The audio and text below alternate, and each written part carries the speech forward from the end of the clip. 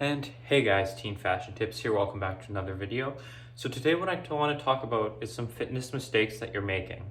Now for me at least, if you go back to my other videos, like I said, I was a lot more heavier, I was a little bit wide in the face, and I basically lost a lot of weight, about 40 pounds actually over 6 months. So I want to share some of the mistakes I was making, how I fixed them, and how I got here today where I'm still working in progress, but still making myself better every single day.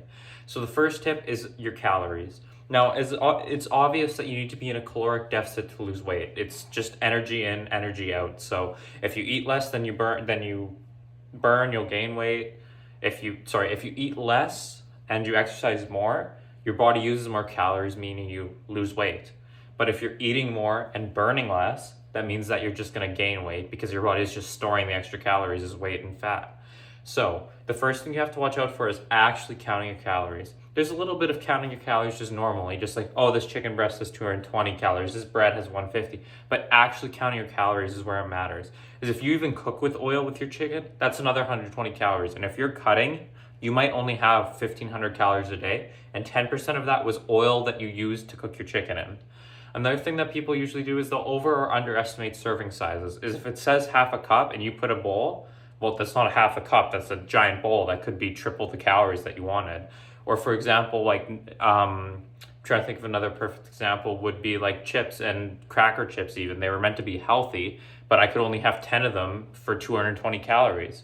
Well, I'm not just going to have 10 because they're not going to fill me up. So I'm going to have 20. There we go. We've eaten 500 calories. That's a third of my day of food just in a chip snack. So you have to actually count your calories properly to avoid ruining or gaining weight, because if you're in a cut, you don't have a lot to work with. So the main thing is keeping track of what you eat. And the second thing, as I said, of what you eat is make sure you're eating the right foods. Especially when you hit a weight loss plateau and you've been cutting for a few months, it gets more down to the macronutrients than the actual calories in, calories out, because your body can adapt. So for example, most people think that nuts are a healthy snack. So if you go for a trail mix or those nuts and you look, a handful of that is almost 200 to 300 calories. So not only are you overeating, but you're not even going to notice it because you're going to finish the bag while you're watching TV. So once again, you've jumped past your calories.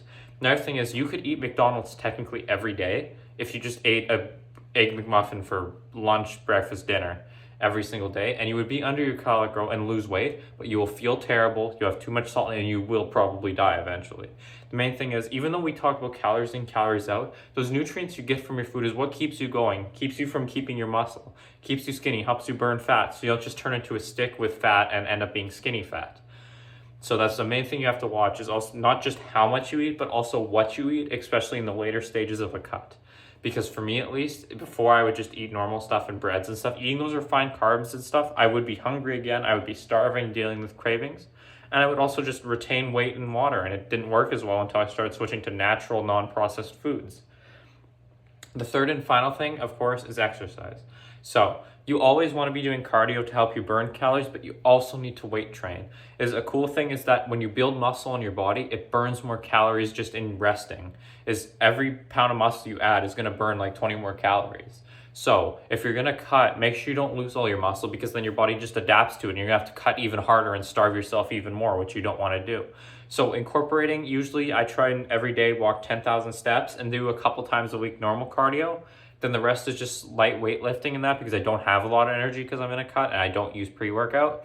So I just basically, you have to find a balance between strength training and cardio, where you're basically not eating your muscles away, but you're still using that cardio to give you burn more calories and help you lose weight faster, and also just give you a toner, leaner body. So there's a perfect balance. The main message I'm trying to say is there's a perfect balance in everything. You want to eat, but don't eat too much. You like to eat things, but you need to get the right balance of nutrients. And you also need to balance your cardio with your strength training. It's all a balance that leads to the final product. And I will be there one day, but it takes time. And like I said, I'm not trying to rush it with a crash diet. I'm doing something achievable. Because if you go too hard into your diet, you're going to end up cheating. And more cheat days is lost progress than just doing a normal cut. So if you can only go to 1,700 calories a day instead of 1,500, then do that, because you're still going to lose weight if you're exercising properly and following 1,700 calories. As long as you're under what you normally burn on a day, you will lose weight. That's the main point. So without any hesitation, I want to thank you guys so much for watching. I always appreciate your support of my videos and the views. We're growing fast.